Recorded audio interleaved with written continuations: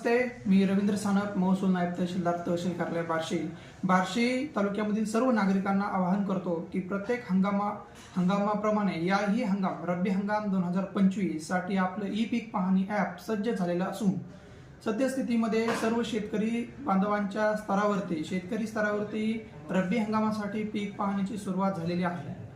सदरची पीक पाहणी 10 डिसेंबर 2025 पासून शेतकरी स्तरावर उपलब्ध झालेली आहे।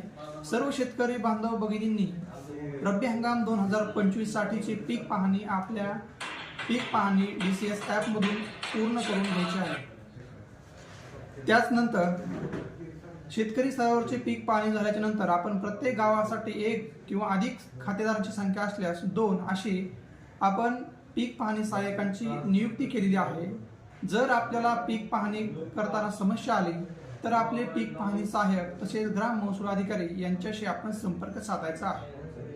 त्याचबरोबर मागील खरीप हंगाम 2025 मध्ये ज्या शेतकरी बंधू भगिनींची पीक पाहणी अतिवृष्टी किंवा इतर नैसर्गिक कारणामुळे करण्याची राहून गेलेली आहे, त्यासाठी सुद्धा शासनाने मॅन्युअल स्तरावर म्हणजे आपल्या तलाठी बांधव किंवा तलाठी मंडळ अधिकारी यांच्याकडे आपण अर्ज करून तीही पीक पाहणी आपल्याला त्या ठिकाणी तलाठी आणि मंडळ अधिकारी आपल्या बांधावर येतील, त्याची खात्री करतील आणि ती मागील खरीप हंगामाची सुद्धा पीक पाहणी आपल्याला आता चालूमध्ये करता येईल।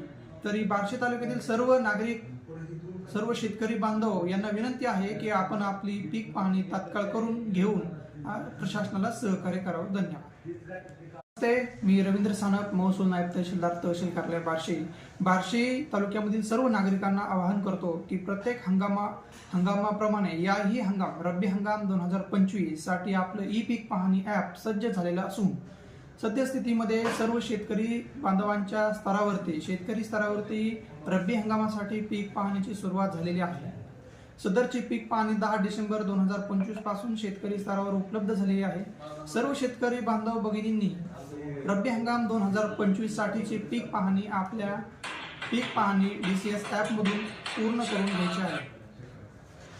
त्याचनंतर शेतकरी स्तरावरची पीक पाहणी झाल्याच्या नंतर आपण प्रत्येक गावासाठी एक किंवा अधिक खातेदारांची संख्या असल्यास 2 अशी आपण पीक पाहणी सहाय्यकांची नियुक्ती केलेली आहे। जर आपल्याला पीक पाहणी करताना समस्या आली तर आपले पीक पाहणी सहाय्यक तसेच ग्राम महसूल अधिकारी यांच्याशी आपण संपर्क साधायचा आहे। त्याचबरोबर मागील खरीप हंगाम 2025 मध्ये ज्या शेतकरी बंधू भगिनींची पीक पाहणी अतिवृष्टी किंवा इतर नैसर्गिक कारणामुळे करण्याची राहून गेलेली आहे, त्यासाठी सुद्धा